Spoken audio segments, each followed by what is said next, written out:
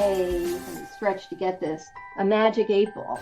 My impression of Qual, because I was really on the quant side back then, is that Qual and Quant were more divorced, if you will. Strong word. How those instruments were analyzed to see, whether those... And there'd be a reason for that. Maybe there are very informed decisions or hypotheses, I should say, from other research, other marketplace information, from stakeholders and so forth, that it makes sense to do the quant first. As long as there's human beings on the planet, they're going to want to talk to live people, let's hope most of the time.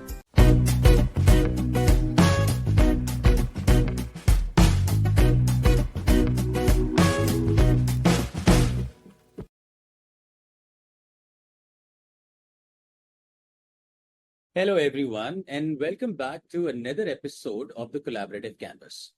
I'm your host, Ankesh Saxena, and today we have an incredibly insightful episode ahead. To help us unpack the incredible transformation of market research over the years, I'm thrilled to introduce our guest, Sue Collin. Sue is a Senior VP and Director of Qualitative Research, RTI Research, a true champion of human stories, and a master of helping marketers and their stakeholders scrape off the surface and dig deep into the consumer truth. With her expertise in both qualitative and quantitative research, Sue has an incredible ability to turn data into meaningful stories that solve real business challenges and help companies rise to the new heights.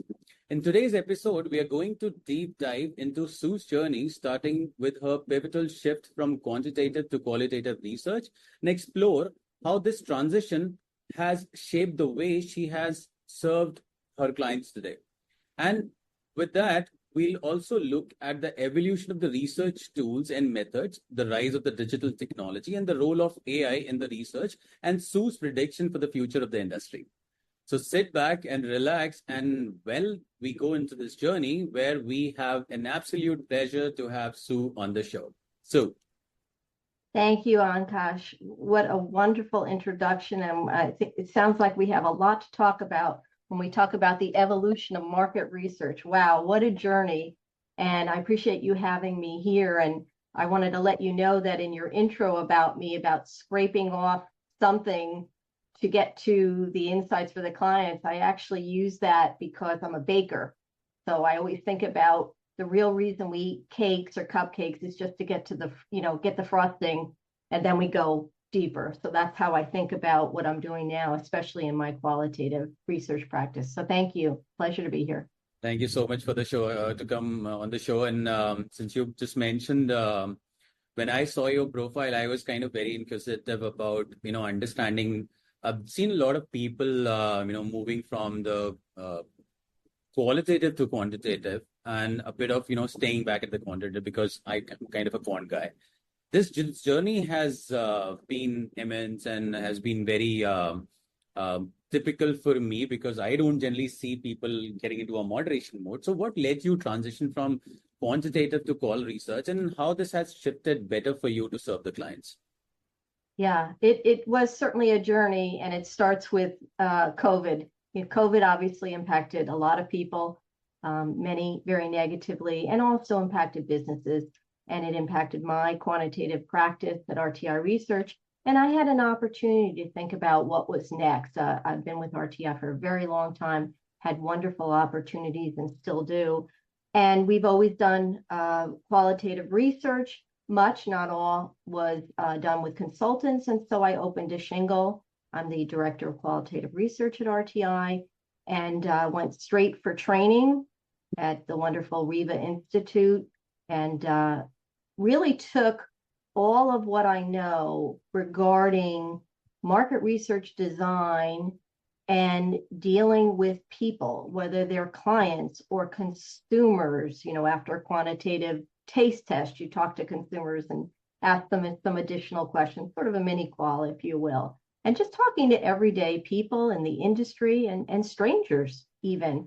So I would say that the shift was relatively easy for me. That doesn't mean there were difficult bumps, and I continued to learn every day, as we all do when we have conversations. I am sure I'm going to learn from you and your questions as well. Yeah, I mean, I think I got a lot of questions for you because when I saw that you've been moving into the qualitative and being very inquisitive about understanding that journey, because even during the podcast, that's kind of a moderation that I'm actually doing, asking questions, and I feel that I'm still in a very nascent stage where understanding qualitative by large would probably be a lot of learnings for me, to be honest. I mean, I've been a quant guy throughout, so I know the things around quant, but when we were last talking about this podcast, and I got to know that you learned from people who actually been the forefronters of starting this research thing in the quant in those old days. So there are a lot of things which happened over a decades, and in fact a few decades. So let me go back and check how back those days, when you were learning, when you were into the phase of learning market research, what key tools and methods that you used, and how did that they shape the industry at that time? Tons of tools like there are today, and some are even the same, if you can believe that, but they've adjusted, as you know. I'll just speak to a few of them and then talk about shaping the industry, because that in the end is what it's about, to then serve our clients. Telephone surveys, shopping mall interviews, both still there, maybe less so now with online research, of course. Scanner data, that's still there. Back in the day, in the 80s and 90s, I would hear our clients talking about scanner data all the time. I'm sure they're still using it. I don't hear much about that now. That doesn't, again, this is my experience, obviously. Mail surveys, that was all the rage, and we would stuff the envelopes and put the dollar in. $1, thank you. Not so much today, but believe it or not, we're doing a mail survey right now. So less of that.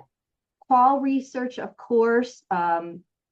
My impression of Qual, because I was really on the quant side back then, is that Qual and Quant were more divorced, if you will. Strong word, but I recall clients and just collaborators being in the camp. It was one or the other. Perhaps they didn't touch like they certainly do now in blended research, and we'll probably talk about that later. In-home interviews, that still happens, perhaps differently now with the online tools. Back in the day, I don't know how many people realize this. There was actually canvassing with very strict sampling requirements in neighborhoods with maps. There were physical maps. There wasn't Google back then to go online. And people, data collectors would go and knock on doors to do interviews. Some of that still happens, particularly with political polling and maybe some other research now, but far less so. And lots of mystery shopping that happens as well, again, perhaps in a different way. At that time, my impression and my experience was that clients and research departments, as they were known then versus insights perhaps now, corporate researchers and the way that the departments were set up is that they had the time and the inclination to really learn about, as we say here in the States, how the sausage was made. They really wanted to know, what's the reason we're doing this many interviews? What are the stats? So on and so forth. And that translated to much larger studies. There were larger budgets. So there were larger studies, larger sample sizes, more time in that it took to do a research study. Very different from now, of course, depending on what the research is. And that all shaped the industry in that there was really a focus on rigor. I'm not saying there isn't today, but it was a different kind of rigor in tandem with our clients. In fact, some of the best and biggest companies in their categories, like Pepsi, like General Foods, who was now part of Kraft, General Mills, Procter and Gamble, and others had, maybe some still do, research centers of excellence where they really trained their corporate researchers. And I was a direct beneficiary of that, as well as some of the colleagues I still work with today, because we were trained by the best, because we worked with those clients. We learned along with them about all of these research methods and the rigor that goes along with it. And now we have changing roles. So today we have people who are not trained in research sitting in insights roles. Or in a lot of cases, when we're doing studies, we're dealing with stakeholders in totally different disciplines. And it's not just marketing, it's operations, it's finance, it's packaging, so many other people. So that all shaped what's going on today. When you just mentioned that you have to mail the survey and you have to keep $1 into it. I was just having that illusion that when we used to send out invitations for the online surveys, we used to keep a few dollars there. Sometimes depending upon who we are reaching out to. So that was the image that I eventually created when you just mentioned. But there's one quick question out of the blue. I just realized when you said you used to work with brands, PepsiCo, and General Mills. There's always one question I always ask to people about when they talk about data collection. When we do online surveys, and since the technology has been so well crafted these days, we still look at doing the trend analysis. And we look at trackers and, we took look at the overall trends in the tracker. So and I go back, 98, my own days when I used to do field interviews, I had no clue, whether these trackers are working or not. But I was doing this survey for automobile giant those days, and I was given a questionnaire, and I just, collected the interviews and give it to my manager. How those instruments were analyzed to see, whether again, the same respondent would not come or will come. I'm not too sure because that's again the question I would ask. How would you see those analysis come out, from a brand perspective where you're doing a tracker study? Well, a lot of people like acronyms today, BHT, brand health trackers. I don't know if they were called that back then, but there's so many different types of tracking studies, as you probably know, whether they're looking at advertising or looking at the overall brand health, they're looking at some specific pre-post activity in the marketplace. And I think for the most part, trackers have been, they serve to look backwards. How well have we done? Where are we at that point in time? Perhaps what do we need to do differently to gain awareness, conversion, shift our brand perception to what we think we want to be, and how are we doing versus competition. So many different things looking over time. And then, of course, there's a whole idea of, are we doing continuous tracking? And these are still questions today in very fast moving markets. And I would argue that today, much of everything is fast moving. Or are we doing point in time intervals, whether it's, 3 months, 6 months, a year? Some companies still do just a once a year look. Perhaps that's not enough. And perhaps there's ways to supplement that with additional learning, either from those tracking responses or separate research to get to a more holistic view. Have I answered the question for you? Yeah, I mean, I think you actually gave me another question out of it because you transition from qualitative to quantitative, and from quantitative to qualitative actually. So I wanted to again understand, considering there's a rise of digital technology, especially internet, which has transformed the way market research has been conducted over so many decades. There's been saying that, let's do the quant first, validate it with the qualitative, and then do a quant. How does this whole journey for you is being, because you've seen, the best from the industry to work with, and now you're working, for the brands, and this whole concept is aged old with these so many technologies around, different analytical tools. How is this working for you? Well, I think it's working great for me. You'll have to ask the people I work with, my collaborators, whether they're my internal partners or external partners. I think what's happening is, what I believe is, because I have all of this quantitative background, I'm always thinking about how the qualitative research will be used either in a successive study, which might be quant, or reversed. How does the quantitative research, what do we need to do a deeper dive from the quant research into qual? So, some very basic examples, if we're doing quantitative first, and there'd be a reason for that. Maybe there are very informed decisions or hypotheses, I should say, from other research, other marketplace information, from stakeholders and so forth, that it makes sense to do the quant first.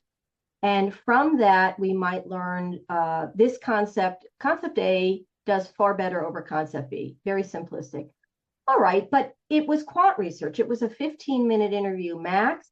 We really need to drill down into the why. Why does it do so well? And what should be the messaging that will most resonate with it, or the reason to believe, the principles of the reasons people will want to go out and try this product.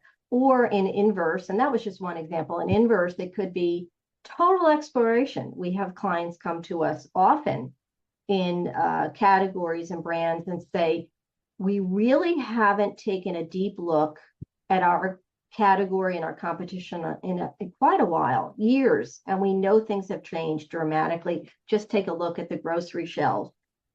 Let's do some exploration before we do anything with quant, because we're not really sure where we need to go, where we want to go, where do we sit with competition. So along with my internal stakeholders, so I'll work in tandem with my partners at RTI, many of whom are doing the quantitative research, and I'll be the consult with them, either with the client or in separate discussions, talking about what's the discovery we need to do with the client to understand where are they today? What are some of the hypotheses going on in terms of the competition? And what do the internal stakeholders think? Sometimes it's qualitative, short qualitative discussions with them. What do they think? What are their hypotheses? And from that, we'll design a qualitative research project to help inform where we are today with this brand and what should we be considering next. And initially, during the conversation around the first question, you mentioned that we'll be talking about the blend. So, does the blend is part of Qual, Quant, and Qual, or is it like Quant, Qual, and Qual, Quant, Qual, and Quant? Everything above, multiple choice. I'll take it from this menu, and this menu. We design, and I've always worked with people to design projects against the business objectives. So there can be one leg, there can be two legs, there could be three legs, and they can be in totally different orders. I mean, I've worked on research where it's qual, which informs the quant, and maybe that is informing on consumer or customer vocabulary. Could be something like that, could be other things.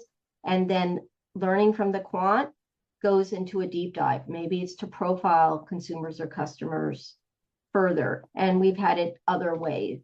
I think the point is that nowadays we're seeing much more what we call blended research. It's really very intentional to include more than one type of research in the initiative.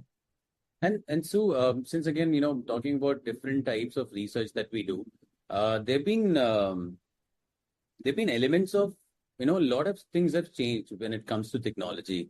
There's a big data, we've been talking about. There's been artificial intelligence. The evolution is now, we're seeing it as endless. People are talking about synthetic data, synthesized data.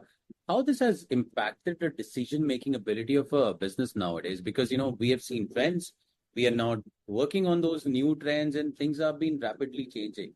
What is that, overall impact with the brands? Well, there's the practical part of it in decision making and doing research, starting with that, and then there's the outcome of the research. I mean, the rise of digital, whether you AI, but before that, just online research, plain old online research, I'll call it. There's no doubt that speed and scale and lower costs have made a huge impact, and often for the positive in perhaps some brands considering doing research that they wouldn't have done prior. Also, beyond working with brand consultancies and research shops like our own, their online tools have made research accessible in a different way to corporate personnel, corporate teams, where they're either doing do-it-yourself tools, or they're doing creating and sometimes holding and managing online communities that they've created out of their customer bases. So there's that decision making to figure out the kind of research that they want to do. On the other side of that, oh, and I should just say that the rise of the online world, there's lots of favorable things that have come up out of that, as I've talked about. And that includes more variety of sample sources. That includes being able to get to niche audiences and more diverse audiences. And with that, being able to talk to customers or clients about, have you thought about who your customer is? If your customer includes lots of Hispanics or other types of consumers, perhaps we should be interviewing them as well and not excluding them, because we can get to them now. That's not to say we couldn't before, but the rise of digital tools has helped so much with that. But there's been lots of downsides as well that can be overcome, and research being commoditized, and I'm going to cue procurement departments with that, as if what we're selling is paper clips. And I'm here to say, I'm probably not the first one, and I won't be the last. We're not selling paper clips, but there are shareholders, and don't get me on that bus. The point is that there's been a lot of changes, privacy concerns with online research, quality of responses. We used to think about professional respondents only. Now we think about bots. So there are pros and cons to it, but we march forward. And I think in the end, that evolution with digital has been great. As far as businesses really with decision making on either how they're going to do the research or what they're going to do with the research, it's going to really depend, and this is going on now, with how corporate environments, what their appetite is for risk taking. And I think some of that depends on the risk of the initiative. If you've got to make a decision on if you're going to expand your product line or totally change your industry leading formula, which is not only going to mean you're going to have new advertising, but you're also going to need to change up the plant lines. So totally different equipment and sourcing of materials. There are big risks involved there. So the question is, are you going to do research among real life consumers, or are you going to put something into AI? And I'm making this real simplistic here for illustrative purposes only. Are you going to put something into AI and ask them about, if we change from real chocolate to blended chocolate? I'm not a scientist. What's your reaction going to be? And use synthetic data for that. So people are using synthetic data. It has applications, certainly. Perhaps we might use it differently with, blending with real data. I say real data, live human data that we've collected. And I asked, if you're sitting at a corporate side and you're in the insights chair or the marketing chair, and the CEO asks, what's the source of this data? Now, again, some don't want to know how the sausage is being made, but perhaps with things with more risk, they do. What's the source of this data? Oh, it's synthetic data. Do you want to be the person who says that to the CEO? Maybe. It totally depends on that environment. And I think the question marks are out there. Companies today are using it, and there'll be more experimentation for it, for sure. Yeah, I mean, you mentioned correctly, there are always a pros and cons to, anything which happens. So whether it's an evolution of technology into the market research world, having synthetic data, implementation of the AI, on a different benchmarking, assignments, people are using technologies. I think it's definitely a good shift. And you rightly mentioned, it totally depends. Some may accept synthetic data or synthesized data. Some may just simply wanted, humanized factor into it. I started my journey with, interviewing live people. So I'm kind of very inquisitive about, what people would be thinking, rather than I, rely on a data which is being said. But I think predictive analytics that I've been hearing and prescriptive analytics, they've been changing the rules of the game, and kind of, technology is taking a say to this. And that comes to my last question to you. How do you predict, what will be the next major shift in the market research, say in the coming decade, and how will the businesses are preparing for themselves? I'm glad you asked that, because I don't have a crystal ball, but I'm known for having let me stretch to get this, a magic 8 ball. And my magic 8 ball has been telling me the following, that there's going to be increased integration of AI. We're seeing this every day. I think businesses are thinking about what are the kinds of people we need today and tomorrow, and things continue to change rapidly. However, I think in the past, or I should say maybe 3 years or so, when we were seeing the AI explosion that we were aware of for marketers and insights people, the question was, oh my goodness, what's going to happen to my job? And now I think the questions are, what skill sets do I need to succeed moving forward?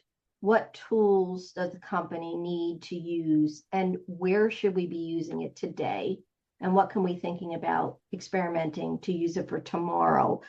I think there's continued focus, particularly with AI, on data privacy and ethics. And this sort of intersects with all the different regulations and rules around consumer data and privacy and standards that clients might have, on a case-by-case basis for consumer research or customer lists and so on. I think there will continue to be more multi-channel data sources, whether again it's from live interviewing, whether that's online or in person, with fed into AI for some synthetic data deep dives and so forth. I think also AI is coming into place for sure. I've seen it. We've used it for open-ended iterations and quant surveys where maybe a deep dive isn't needed, live moderator like myself isn't needed. I would hate to say that, but again, it's always about the business objectives and new collaborations between companies. Always, that's been going on for a while. We'll continue with traditional research consultancies plus or collaborating with technology companies, because that's where the power is in collaboration. Oftentimes 1 + 1 doesn't equal 2, it equals 3 in terms of the services that you can offer to your clients. And I feel that whether we're talking about B2B research or B2C research right now today, and I hope next week, next month, and at least for a little while, as long as there's human beings on the planet, they're going to want to talk to live people. Let's hope most of the time. We talk about today more than ever the importance of EQ skills, emotional intelligence, and that happens people to people like you and I are doing right now. I feel much more comfortable speaking to you, not only because you're you, but because you're live, Ankesh, versus speaking to AI or a made up person. And I think for now, live is here. Let's talk again in 3 months and see what happens. So my fellow researchers or people who are kind of looking their career in market research, one thing is for sure, if you have this question that what kind of a research tool do I need, I think this podcast is definitely, something that's going to help you out. Because even when I started my career in market research, I love talking to people. I love to be there, asking what they feel, how they feel, and then, creating the stories around it. We, within this podcast, would like to thank Sue for sharing her incredible insights with us today. From her early days to the industry, in the industry to this cutting edge trends we're seeing now, her perspective on the evolution of market research is truly invaluable. So if you have any questions, you can reach out to her and she'll definitely be having, the encyclopedia of all the answers that you probably can think of those questions. She'll be happy to answer those. And I think it's safe to say that many of us will walk away from the conversation with a deeper understanding of how market research has transformed over the years and how we can prepare for what to come. So before we wrap up, are there any final thoughts or advice you'd like to share with businesses or market research, Sue, even professionals who are looking ahead to the next decade? I would say for people entering the insights field, talk to people, find advocates to talk to, mentors to see where the trends are going. That's number one. There are lots of people who are very supportive in our community. And for businesses, rely on consultants. Hopefully it's my company, it might be another company. We are the ones that have ways to guide you through and really ask the questions, not dictate to clients and stakeholders how to do research, but rather collaborate together on what's the best thing to do to help move your business forward. Thank you so much, Sue. Thank you again for joining us on the Collaborative Canvas, and to our listeners. Don't forget to subscribe to the podcast on Spotify and YouTube, and follow us on social media for updates for upcoming episodes. Till then, stay curious, stay collaborative. We'll see you next time. Thank you. Thank you, Ankash.